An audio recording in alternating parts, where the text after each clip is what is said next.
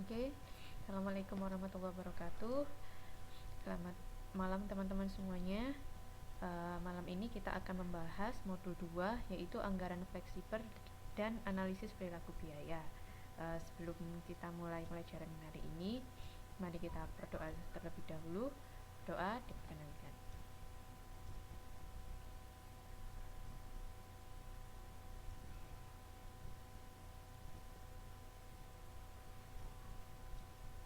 Oke, kita mulai. Yang pertama yaitu anggaran fleksibel sebagai alat perencanaan dan pengendalian. Sebelumnya kita akan membahas mengenai jenis-jenis anggaran. Yang pertama yaitu anggaran tetap atau fixed budget. Ciri-cirinya jangka waktu, jumlahnya, dan sebagainya bisa teman-teman baca di modul, itu tertentu, serta pengeluaran maksimalnya dibatasi dan cocok digunakan untuk biaya-biaya yang sulit diperkirakan di muka. Contoh dari anggaran fleksibel itu seperti ini. Jadi dia hanya punya satu anggaran saja, satu jenis anggaran saja, dan sifatnya untuk jangka waktu tertentu pada tingkat tertentu. Pengeluarannya dibatasi oleh jumlah ini.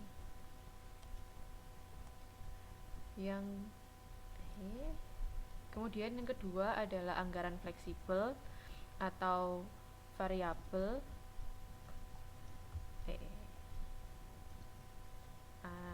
Anggaran fleksibel atau flexible budget.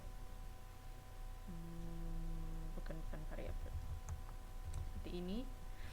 Anggaran yang dikelompokkan dalam berbagai tingkat kegiatan.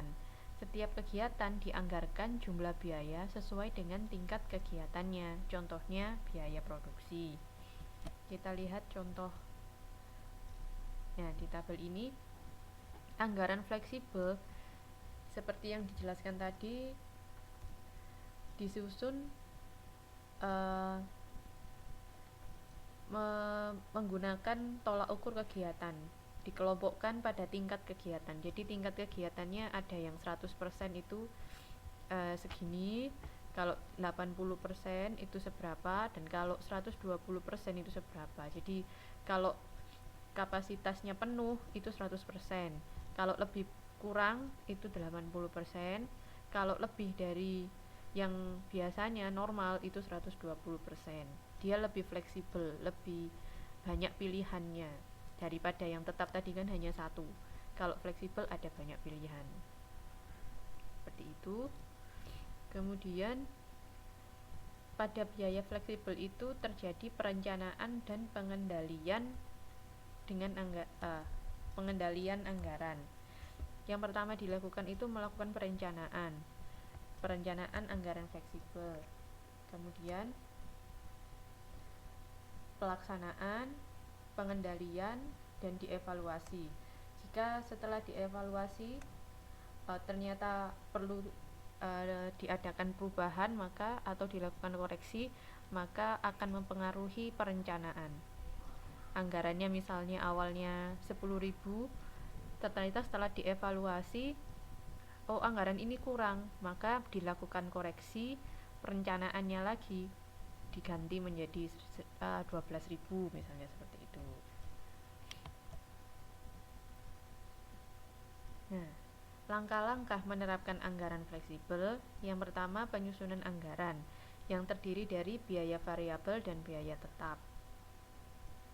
Pada saat realisasi dibandingkan dengan anggaran fleksibel pada tingkatan yang sama dan diketahui penyimpangan realitas dari anggaran. Yang ketiga, analisis seluruh penyimpangan yang terjadi dan mengevaluasi penyebabnya. Di sini kalau kita mundur ke sini, nah, perencanaan itu berarti kita menganggarkan mana yang termasuk biaya variabel, mana yang termasuk biaya tetap. Pelaksanaan dan pengendalian ini bisa merupakan tahap yang kedua, yaitu realisasi dibandingkan anggaran fleksibel pada tingkat yang sama. Jadi uh, dibandingkannya anggaran sama realisasi tingkat yang sama, itu maksudnya kapasitas yang sama. Misalnya anggarannya 10.000 unit, maka biaya fleksibel yang digunakan pada tingkat 10.000 unit. Tidak boleh tingkat 12.000 unit seperti itu, karena nanti tidak akan bisa dibandingkan, dia kan berbeda kapasitas, maka tidak bisa dibandingkan. Itu poin yang kedua. Yang ketiga, analisis seluruh penyimpangan yang terjadi dan mengevaluasi penyebabnya. Itu bisa kita katakan tahap evaluasi dan koreksi, seperti itu.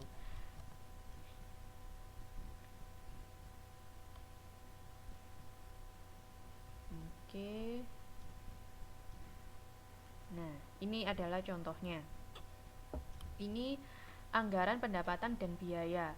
Kalau dia hanya satu, oh ya, Mbak Rita, dia mau ditanyakan?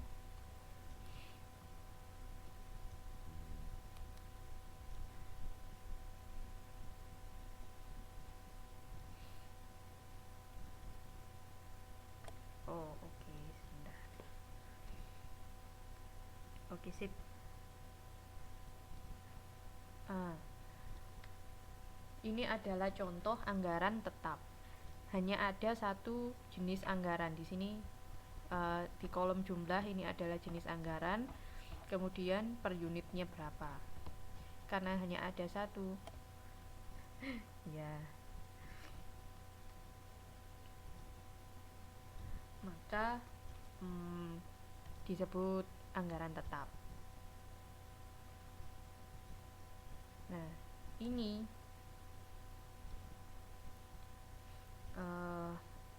adalah laporan laba ruginya.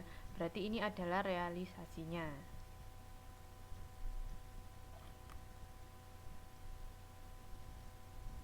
Nah, sekarang perbandingan antara realisasi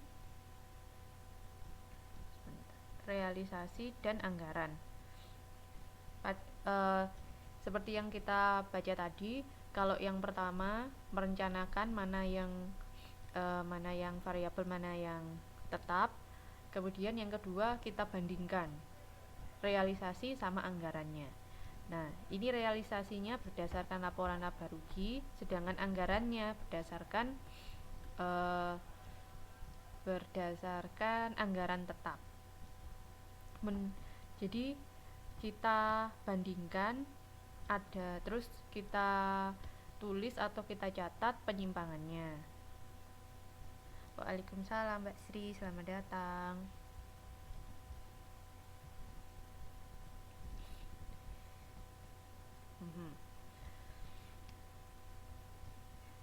Oke, setelah kita lihat penyimpangannya,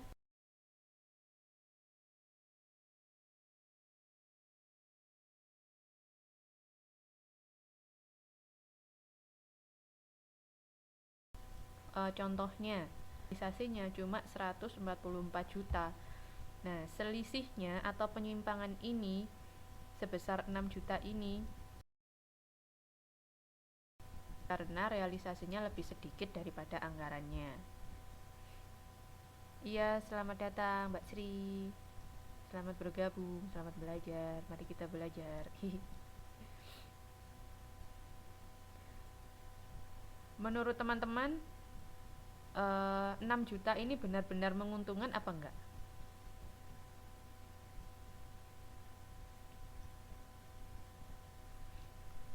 Saya anggarkan 150 juta, dapatnya cuma 144 juta. 6 juta ini apakah memang benar-benar tidak menguntungkan, apa benar-benar kita rugi, atau ya apa? Menurut teman-teman?